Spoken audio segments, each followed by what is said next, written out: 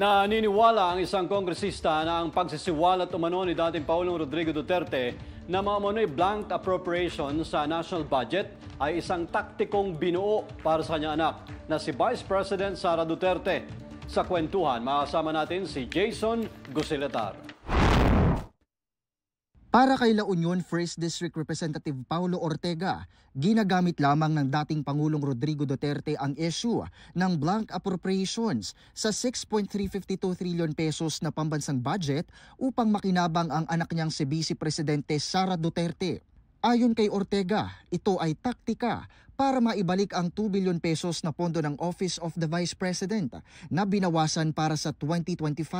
Binigyang diin ni Ortega na ang hakbang ni Duterte ay malinaw na layunin para lituhin ang publiko at manipulahin ang budget process upang maibalik ang dating 2 billion pesos na pondo ng OVP.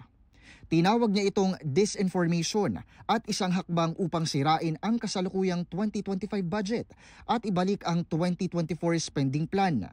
Inilarawan niya ang biglang interes ni Duterte sa budget transparency bilang ironiko, lalo na't maraming katiwalian noong kanyang administrasyon tulad ng Pharmaly controversy na hindi pa rin nariresolba. Nilinaw rin ni Ortega na ang mga aligasyon tungkol sa blank allocations ay walang basihan at likha lamang upang magdulot ng kalituhan at sirain ang tiwala sa kasalukuyang administrasyon.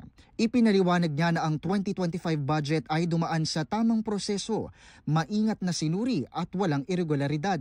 Pinayuhan niya ang publiko na maging mapanuri at huwag magpaloko sa mga akusasyong ginagamit lamang para sa pansariling interes o politikal na agenda.